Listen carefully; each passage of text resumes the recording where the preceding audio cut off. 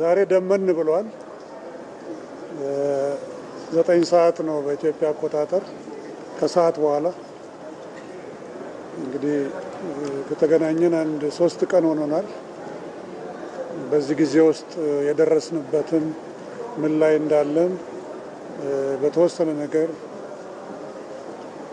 ለማስረዳት ሞክራለሁ። እንግዲህ እስካሁን የነበርነው እንግዲህ 10 50 አሁን 250 ስልታዊ ቡድን የሚባለው ላይ ነው ያለነው።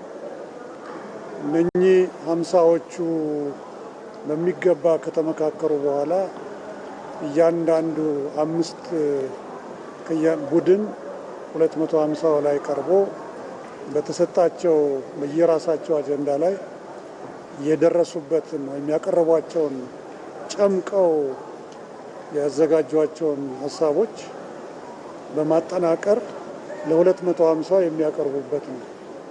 ስለዚህ በየሂደቱ ከተነጋገሩ በኋላ እያንዳንዱ የሄዱበትን ሂደት በቃለ ጉባኤ ይያዝና ይፈራረሙና ነው ወደሚቀጥለው የሚያልፈው። ስለዚህ አሁን ወደ ስልታዊ ቡድን ሲመጡ 50 ላይ ሆነው 5ቶቹ የተወያዩበትን ለ250 የሚያቀርቡበት፣ በዛ ላይ የሚወያዩበት፣ ይሄ ቀረ ያልቀረ የሚሏቸውን ሀሳቦች የሚያካትቱበት፣ አንዳንድ ጊዜም ደግሞ ወደ 10 በነበሩበት ጊዜ ያቀረቧቸው ሀሳቦች ትዝ ሲሏቸው 50 ላይ በነበሩበት ጊዜ ያቀረቧቸው ሀሳቦች በሚገባ አለመካተታቸውን ሲያስተውሉ እንደገና እንዲዳብሩ የሚያደርጉበት ነው። ይህንን አድርገው ከጨረሱ በኋላ ሁሉም 250ዎች ማለትም 16ቶቹም በያሉበት ቡድን ይፈራረማሉ። ስለዚህ ይሄ ሀሳቤ ይሄ ነበር እና ወደ መሀል ያመጡን ሀሳቦች ደግሞ እነኚህ ናቸው ብለው የሚግባቡባቸውን በሙሉ በየቡድኑ በተመደቡ አጠናቃሪዎች ለምሳሌ 250 ላይ 25 አሉ። 25ቱ እንደገና በጋራ የተስማሙባቸውን ለየ250ዎቹ ያቀርቡና መጨረሻ ላይ በእነኛ ላይ ተፈራርመው ካለቁ በኋላ ወደ 500 ይሄዳሉ። ዛሬ እኔ እናንተ ስንገናኝ እያደረጉ ያሉት ይህንን ነው። አንዳንድ ቦታ ላይ ሀሳቦች በቶሎ የሄዱላቸው ቡድኖች አሉ። አንዳንዶቹ ደግሞ አሁንም እኔም ከእናንተ ጋር በምናገርበት ሰዓት ሀሳባቸውን በደንብ እንደገና እያዳመጡ እንደገና እያስተካከሉ እንደገና እያዳበሩ ምናልባት ተስፋ የምናደርገው ዛሬ በዚህ ከሰዓት በኋላ ሁላቸውም 16ቶቹም ተፈራርመው ይጨርሱ ይሆናል ብለን ነው። እነኛ 16ቱም ተፈራርመው ከጨረሱ በኋላ ምን ማለት ነው?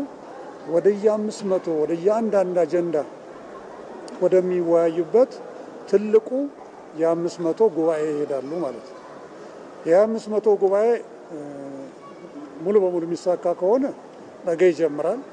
ነገር ግን አሁንም ዛሬ የሚያድር አጀንዳ ያላቸው ካሉ ወደሚቀጥለው ቀን ይዘዋወራል ማለት ነው። ስለዚህ ለምሳሌ ለዛሬ አሁን ከሰዓት በኋላ ተይዞ የነበረው ፕሮግራም 4000ም እዚህ ትልቁ አንደኛው አዳራሽ ላይ ይገኙና ስለ 500 ሂደት ሙሉ ገለጻ ይደረግላቸዋል ተብሎ ነው የተያዘው። ስለዚህ እንግዲህ በሚቀጥሉት 1 ሰዓት እና 1 ሰዓት ተኩል ውስጥ ምን ያህሉን ስራቸውን ያገባድዳሉ የሚለውን የምናየው ነው የሚሆነው። ይህንን ካልኩኝ ዘንዳ 500ዎቹ ከተጀመሩ በኋላ ሙሉውን ሂደት ያን ጊዜ በደንብ የምናሳውቃቸው ይሆናል። አንዳንድ ጥያቄዎች ያቀረባቸዋቸው አሉ። ስልታዊ ቡድኑ የምክክር ሂደት ምን ይመስላል? ይህንን በተወሰነ ደረጃ የገለጽኩ መስሎኛል። በስልታዊ ቡድኑ ውስጥ ብዙዎቹ ላይ ወደ መግባባት የሚወስዱ ምክረ ሀሳቦች የታዩ ይመስላሉ። አንዳንዶቹ ደግሞ ጥራት ይፈልጋሉ፣ ማጥራትን ይፈልጋሉ። ስለዚህ ለዚህም ነው የፈጀውን ይፍጅ እንጂ ይሄ ስልታዊ ቡድን በደንብ ጥርት ብሎ ወደ ዋናው የቡድን ጉባኤ መተላለፍ አለበት የምንለው በዚያ ምክንያት ነው። አንዳንድ የጠየቃቸዋቸው በዚህ ሂደት ውስጥ እንግዲህ ብዙ ተዋንያን አሉ። ፋሲሊቴተርስ ወይም አመካካሪዎች የምንላቸው አሉ። አመካካሪዎቻችን ወደ 160 ገደማ ናቸው። ለምን 50 ሆነን 80 በነበርንበት ሰዓት ቢያንስ በእያንዳንዱ 2 አመካካሪ ቢኖር ያው እንደምታውቁት 160 ይሆናል። ወደ ላይ በሄድን ቁጥር ደግሞ የስራው ስፋት እየጨመረ ስለሚሄድ የአመካካሪዎቹ ቁጥር እነኛው አመካካሪዎች ቁጥራቸውን እየጨመሩ ይሄዳሉ። በዛ ሂደት ውስጥ አንዳንድ እናንተ የምትሉት ከተሰጣቸው ሚና ውጪ እየሰሩ መሆኑ ተወስቷል የሚል ነገር አያለውኝ። አመካካሪዎቻችን የተሰጣቸውን ሚና በትክክል እየተወጡ ነው። አልፎ አልፎ አመካካሪዎችም ሆኑ ሌሎች እኔንም ጨምሮ አንዳንድ ጊዜ ማጋደል ከታየ አንዳንዴ አይፈረድብንም።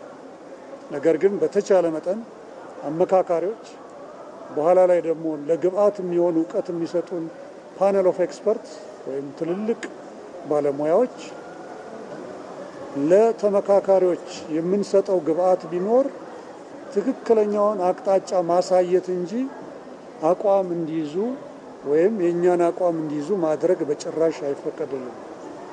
ስለዚህ በአመካካሪዎችም በፓነል ኦፍ ኤክስፐርቶችም በኩል እንዲሁ አልፎ አልፎ በባለሙያዎችም በእኛም ጭምር በዚህ በኩል ሂዱ የሚባል ነገር ተነስቶ ከሆነ ልክ አይደለም። እሱም በትክክል እያጠራን ያለ ነው። ከአመካካሪዎች ጋር ጥሩ በየጊዜው ግምገማ እናካሂዳለን። ከፓነል ኦፍ ኤክስፐርቶችም ጋር እንደዚሁ ተመሳሳይ ነገር እናደርጋለን። ብዙ ፓነል ኦፍ ኤክስፐርት ጥሩ የሆነ እውቀት ለተመካካሪዎቻችን አስጨብጠዋል ብዬ አምናለሁ። እኔም በተገኘሁበት ቦታ ትልልቅ የሆኑ ባለሙያዎች ስለ ፌዴራሊዝም፣ ስለ ህገ መንግስት፣ ስለ ከተማ ልማት፣ ስለ ሰላም፣ በሰላም ዙሪያ፣ በሰብአዊ መብት ዙሪያ፣ በብዙ ርዕሶች ዙሪያ ወይም አርዕስት ጠቃሚ የሆነ እውቀት ለሁላችንም አስጨብጠዋል ብዬ አምናለሁ። ይሄ ለዚህ ደግሞ ከፍተኛ ምስጋና ይኖረናል። ሆኖም ግን አልፎ አልፎ እንዲህ የዘመሙ አካሄዶች ሲታዩ ደግሞ በጊዜው እና በወቅቱ እርምት እንዲደረግባቸው እናደርጋለን። ይህንን ስል ግን ተመካካሪዎቻችን ደግሞ የራሳቸው እውቀት ያላቸው ሰዎች ናቸው። ተመካካሪዎቻችን ትልልቅ ፖለቲከኞች፣ መምህራን፣ ትልልቅ ቦታ ያላቸው ሰዎች፣ ያም ሲባል ደግሞ አርብቶ አደሮቻችን፣ አርሶ አደሮቻችን፣ ሴት ልጆቻችን ወይም እህቶቻችን ዋዛ እንዳይመስሏቸው። እዚህ የመጡት ለሀገር ጉዳይ ለመነጋገር ነው። ምንም እንኳን አልፎ አልፎ ሁላቸውም ተመካካሪዎች አንዳንዶቹ ከየመጡበት ቦታ ለብዙ ዘመን ተቋጥሮ የኖሩ ብሶቶች እና ችግሮቻቸውን ይዘው መጥተው እንዲታወቁላቸው በዚህ መድረክ ላይ ለማድረግ ብዙ ትግል ቢያደርጉም ነገር ግን ትልቁ ስዕል ወይም ትልቁ ፒክቸር ግን ኢትዮጵያ መሆኗን ግን በሚገባ ይገነዘባሉ። ስለዚህ ዝም ብሎ የተሰጣቸውን በሙሉ ይጋታሉ ብላቸው አትጠብቁ። ምክንያቱም ብዙ እውቀት ከገጠር ጀምሮ እስከ ከተማ ድረስ ኢትዮጵያ ውስጥ አለ። የሚጠመዘዙም አይደለም። ምክንያቱም የራሳቸው እውቀት አላቸው፣ የራሳቸው አቅጣጫ አላቸው። ሊያሳኩ የሚፈልጉት ነገር ኢትዮጵያ በምትባለው አገር ዙሪያ ነው። ሌላው ቃለ ጉባኤ የሚይዙ ሰዎች የራሳቸውን ሀሳብም አንዳንድ ጊዜ ይጭናሉ የሚልም ጥያቄ ጠይቃቸዋል። ቅድም የጠቀስኩትን ቁጥር ያህል ቃለ ጉባኤ ያዦች አሉ። እነኚህ ቃለ ጉባኤ ያዦች እጅግ የተከበሩ በትልልቅ ፍርድ ቤቶች፣ የፍትህ ተቋማት፣ በትምህርት ቤቶች፣ በዩኒቨርሲቲዎች የሰሩ ትልልቅ ልምድ ያላቸው አንቱ የሚባሉ ወንዶችና ሴቶች ናቸው። የሚሰሩትን በሚገባ ያውቃሉ። የሚይዙት የምንነጋገርባቸውን እያንዳንዷን ነጥብ ለወደፊት በሚገባ ተሰንዶ ለወደፊት ተመራማሪዎች፣ ለምሁራን፣ በአጠቃላይ ለተማሪዎች፣ ለፖሊሲ አውጪዎች፣ ለየክልልና ለፌዴራል መንግስታት የሚጠቅሙ ሰነዶችን ነው የሚያዘጋጁት። ስለዚህ በዚህ ሂደት ውስጥ የእነሱን ሀሳብ እዚያ ውስጥ ጨምረው ወይም ሌሎች አምጥተው የሰጧቸውን ሀሳቦች ጨምረው ያቀርባሉ የሚል እምነት የለኝም። ምናልባት በዚያ ሂደት ውስጥ አንድ ወይ ሁለት ተከስቶ ከሆነ እነኛን 160 የሚሆኑ ቃለ ጉባኤ ያዦችን በዚህ ሂደት ውስጥ በጭራሽ ልንወቅሳቸው አይገባም። ነገር ግን እኛ ስህተቶችን ከስር ከስር እየተከታተል የምናርም ነው የሚሆነው። ይህ ሂደት ነው። እንግዲህ ምክክር በሀገራችን መጀመሪያ ነው፣ አዲስ ነገር አይደለም። ወደ እናንተ ስመጣ ከተለያዩ የፖለቲካ ፓርቲ አመራሮች ጋር ስወያይ ነበር። ሁላቸውም የየራሳቸው ያስተዋሏቸውን ነገሮች ይዘው መጥተው እንነጋገራለን። ወደፊትም ይህን እንቀጥላለን። የተለያዩ ተቋማት በዚህ ሂደት ውስጥ የታዘቧቸውን ሊሆኑ ይገባሉ የሚሏቸውን ነገሮች ወደ ኮሚሽኑ ምክር ቤት እያመጡ ያስተጋባሉ። እኛም በሂደት የምናረማቸውና የምናስተካክላቸውን ነገሮች ቀስ በቀስ እያሻሻል እንሄዳለን። ነገር ግን ቃለ ጉባኤያዦቹም ሆነ ሌሎች እንዲያድርጉ ተብለን ነው ወይም ይህን የሰራ ነው የሚሉ ከሆነ እጅግ በጣም ልክ አይደለም። ምክንያቱም በዚህ ሂደት ውስጥ ማንም በሌላው ላይ የራሱን ብቻ ወይም የራሷን ብቻ ሀሳብ ለመጫን መሞከር የለባቸው። እንዳስተዋላችሁት እዚህ አዳራሽ ውስጥ የክልል ርዕሳነ መስተዳድር አሉ። የከተማችን ከንቲባ በሙሉ ቀን እዚህ ይገኛሉ እና ሌሎችም የፌዴራል አመራር ሚኒስትሮቹም እዚህ እንደሚገኙ አስተውላቸዋል። እዚህ የሚመጡ የክልል ርዕሳነ መስተዳድርም ሆነ ከንቲባዎች እንዲሁም ሚኒስትሮች እንደሌላው ተመካካሪ በትክክል ቁጭ ብለው በስነ ስርዓት እንዲመካከሩ ነው እንጂ የእነሱን ስልጣን ወይም ጉልበት ሊያሳዩን አይደለም። እዚህ ያለን ተመካካሪዎች ሁላችንም እኩል ነው። ለሁላችንም ፊታችን ያለችው፣ መሀላችን ያለችው፣ ከጀርባም ከጎናችንም ያለችው ኢትዮጵያ ሀገራችን ነች። ያንን ነው ማዕከል አድርገን እዚህ እየተነጋገርን ያለ ነው። ስለዚህ በምንም አይነት ቢሆን አንዳችን በሌላችን ላይ ጫና መፍጠር የለብንም። አዎ አንዳንድ የሥነ ምግባር ጥሰቶችን አስተውለናል። ያው እንዳልኩት በምንነጋገርበት ጊዜ ከመጀመሪያው ቀን ጀምሮም ብለው ምንድነው ምክክር ማለት መከባበር፣ መነጋገር፣ መደማመጥና ወደ ማዕከል ወይም ወደ ኮንሰንሰስ ወይም ወደ መግባባት መድረስ ማለት ነው። እዚህ ውስጥ አንዳንድ ጊዜ መከባበር ሲዳከም አስተውለናል። አንዳንዶች ብድግ ብለው የሌላውን ማንነት ለመጨፍለቅ ሲሞክሩ አስተውለናል። ይሄ በፈረንጅኛው በኔ ሙያ ስሊፕ ኦፍ ደ ታንግ ይባላል። በአማርኛ ደግሞ የአፍ ወለምታ ልንለው እንችላለን። ይሄ በጭራሽ ትክክል አይደለም። 15ቱ ስነ ምግባር መርሆዎቻችን ውስጥ አንዱ የሀሳብን ማፍለቅ ማምጣት እና ወደፊት ማራመድ እንጂ አንደኛውን ሰው በሚያሳንስ መልኩ በጭራሽ መሆን የለበትም። እስካሁን ድረስ አንዳንድ ያስተዋልናቸው ነገሮች አሉ። ለወደፊት ግን በኮድ ኦፍ ኮንዳክታችን ወይም በስብሰባ ስነ ምግባር መመሪያችን መሰረት እርምጃ የምንወስድ ይሆናል። እኛ እዚህ ያሉትን ተመካካሪዎች በኩል ስለምናይ እኩል አክብሮት አለ። ከአርብቶ አደሯ ጀምሮ እስከ ላይ እስካሉት ባለስልጣን ድረስ ለእኛ ቢያንስ በዚህ አዳራሽ እስካለንበት ድረስ እኩል ናቸው። ስለዚህ ይህንን አክብረን እየሄድን ነው። ነገር ግን እንዲህ አይነት አልፎ አልፎ እያጋጠሙን ነው። ይሄ ወደፊት በጭራሽ ሊታረም ይገባዋል የሚል ነው መልሴ። እንግዲህ ምክክሩ በተቀመጠለት መርሃ ግብር እየሄደ ነው ወይስ ተግዳሮት ገጥሞታል? በእኔ እምነት የገጠመው ተግዳሮት ይህ ነው የሚባል አይደለም። ማለት 4000 ሰው ነው የያዝነው። በ4000 ሰው ይዞ ሎጂስቲክሱ ፈረንጆች ናይትሜር ወይም ቅዠት የሚሉት ነው።